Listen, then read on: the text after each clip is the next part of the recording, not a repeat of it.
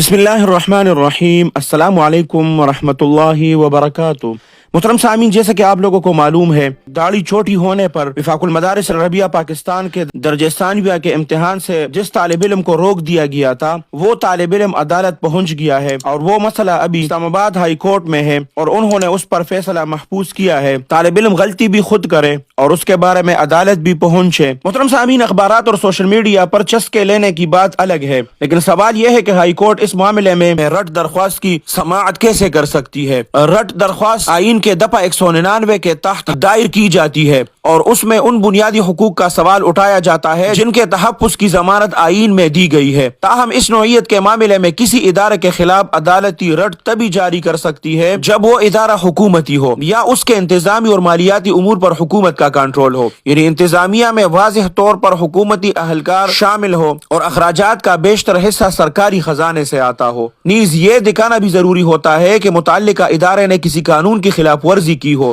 اگر ادارے کے ذیلی قواعد قانون کی تعریف میں داخل نہ ہو تو ان کے خلاف ورزی پر رٹ درخواست دائر نہیں کی جا سکتی اور عدالت اس مخصوص دائرہ اختیار میں اس درخواست کی سماعت نہیں کر سکتی۔ ایسا تنازع عام دیوانی عدالت سیول کورٹ میں اٹھایا جا سکتا ہے کیونکہ یہ ایک نجی معاملہ سمجھا جاتا ہے اور نجی معاہدے کے خلاف ورزی پر سیول عدالت بھی زیادہ سے زیادہ ہرجانہ عائد کر سکتی ہے، وہ بھی سالہ سال کی خواری کے بعد۔ مدارس یا ان کے وفاق سرکاری اداروں کے تعریف پر پورا نہیں اترتے، خواہ ان کی رجسٹریشن سوسائٹیز ایکٹ کے تحت ہوئی ہو یا کسی قانون کے بغیر وزارت تعلیم کے ڈائریکٹریٹ میں کسی ریٹائرڈ جنرل کے ساتھ، بلکہ نجی یونیورسٹیوں کے تنازعات بھی رٹ درخواست میں نہیں لائے جا سکتے، بلکہ سرکاری یونیورسٹیوں کے وہ امور بھی جو ان ذیلی قواعد کے تحت آتے ہو جنہیں قانون کی تعریف سے باہر سمجھا جاتا ہے، رٹ درخواست میں نہیں اٹھائے جا سکتے۔ خود جسٹس کیانی جو کل بہت اہم سوالات اٹھا رہے تھے، بارہا سرکاری یونیورسٹیوں کے معاملات میں رٹ درخواستیں خارج کر چکے ہیں۔ اس لیے اس موجودہ مسئلے کو، یعنی جس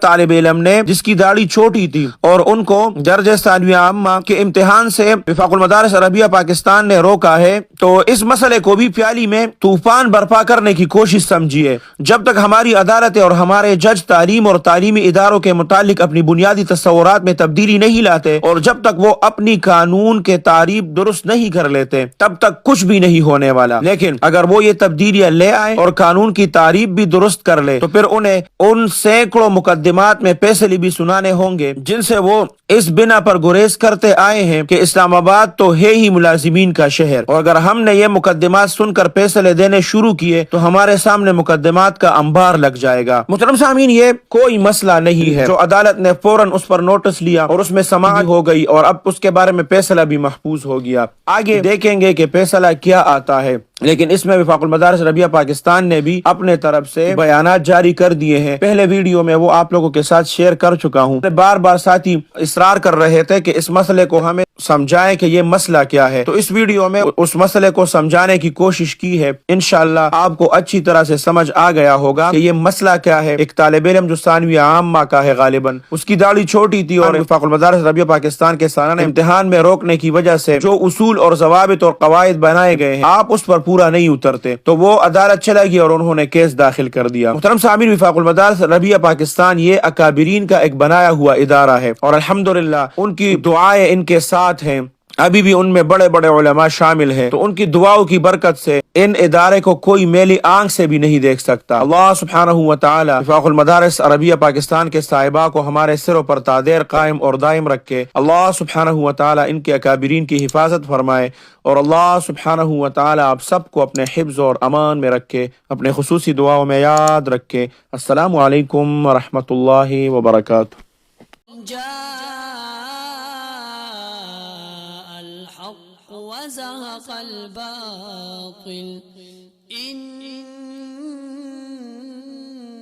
الباطل كان زهوقا